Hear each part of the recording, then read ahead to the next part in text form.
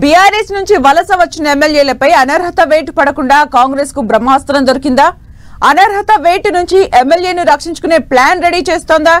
Party ఫిరాయింపులపై high court తీర్పు, PAC chairman నియామకంపై ప్రస్తుతం నెలకొన్న హైటెన్షన్ కు కొనసాగింపుగా కాంగ్రెస్ వేస్తున్న కొత్త ప్లాన్ ఏంటి?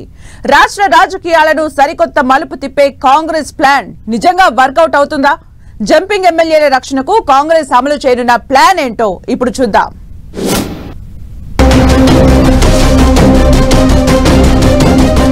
తెలంగాణలో ఫిరాయింపు రాజకీయాలు రోజుకో మలుపు తిరుగుతున్నాయి. బీఆర్ఎస్ పార్టీ నుంచి ఇప్పటి వరకు 10 మంది ఎమ్మెల్యేలు అధికార పార్టీలో చేరిపోగా వారిలో 3గురిపై అనర్హత కత్తి వేలాడుతోంది. మిగిలిన 7గురిపైన చర్యలకు బీఆర్ఎస్ డిమాండ్ చేస్తోంది. ఈ పరిస్థితుల్లో కాంగ్రెస్ లో చేరిన మొత్తం 10 మంది ఎమ్మెల్యేల రక్షణకు ప్రభుత్వ పెద్దలు భారీ వ్యూహం రచించారంటున్నారు.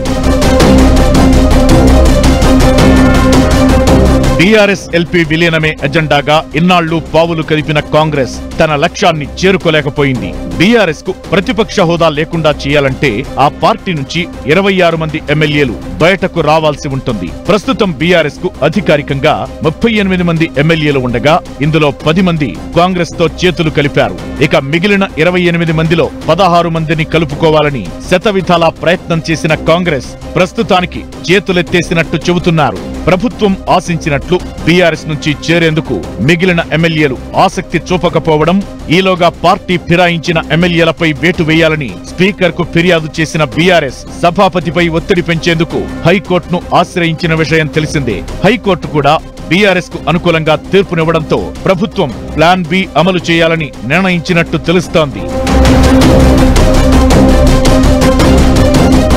హైకోర్టు సూచనలతో పార్టీ ఫిరాయించిన ఎమ్మెల్యేలపై ఖచ్చితంగా వేటు వేయాల్సి ఉంటుందని ఆందోళన చెందిన కాంగ్రెస్ పార్టీ తన అమ్ముల పొదిలో ఉన్న బ్రహ్మాస్త్రాన్ని బయటకు తీసినట్టు చెబుతున్నారు.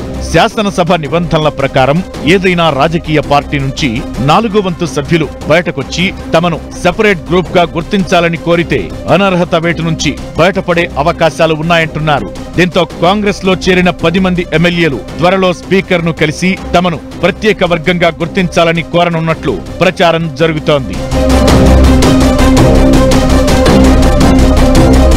ఇప్పటి వరకు గుట్టుగా ఉంచిన కాంగ్రెస్ ప్లాన్ తాజాగా లీక్ అయింది. ఈ వ్యూహం ప్రకారమే కాంగ్రెస్ లో చేరిన బీఆర్ఎస్ ఎమ్మెల్యే అరికపూడి గాంధీకి పీఎస్సీ చైర్మన్ గా నియమించారంటున్నారు. అయితే కాంగ్రెస్ లో చేరిన ఎమ్మెల్యేకు పీఎస్సీ పదవి ఎలా ఇస్తారని బీఆర్ఎస్ నిలదీయడం, దీనిపై బీఆర్ఎస్ ఎమ్మెల్యే పాడి కౌశిక్ రెడ్డి తీవ్ర విమర్శలు చేస్తూ వ్యవహారాన్ని రచ్చ చేయడంతో కాంగ్రెస్ అసలు ప్లాన్ బయటపడిందని అంటున్నారు. గత 3 రోజులుగా MLA Kaushik Reddy, PSC chairman Gandhi మధ్య వివాదం రాష్ట్ర వ్యాప్తంగా సంచలనం సృష్టించింది. ఈ గొడవకు దారి తీసిన పీఎస్సీ చైర్మన్ నియామకానికి 10 మంది ఎమ్మెల్యేలను ప్రత్యేక గ్రూపుగా గుర్తించాలనే అసలు వ్యూహమే కారణమంటున్నారు. గాంధీ కాంగ్రెస్ లో చేరిన ప్రతిపక్ష నేతగా చూపిస్తూ పీఎస్సీ చైర్మన్ గా నియమించడంతో టెక్నికల్ గా మిగిలిన ఎమ్మెల్యేలకు రక్షణ కల్పించొచ్చని కాంగ్రెస్ ఆశిస్తోంది. అయితే దీనిపై న్యాయపరమైన సలహాలు తీసుకుంటున్న కాంగ్రెస్ పెద్దలు నేడో రేపో ఈ వ్యూహాన్ని అమలు చేయొచ్చని టాక్ నడుస్తోంది.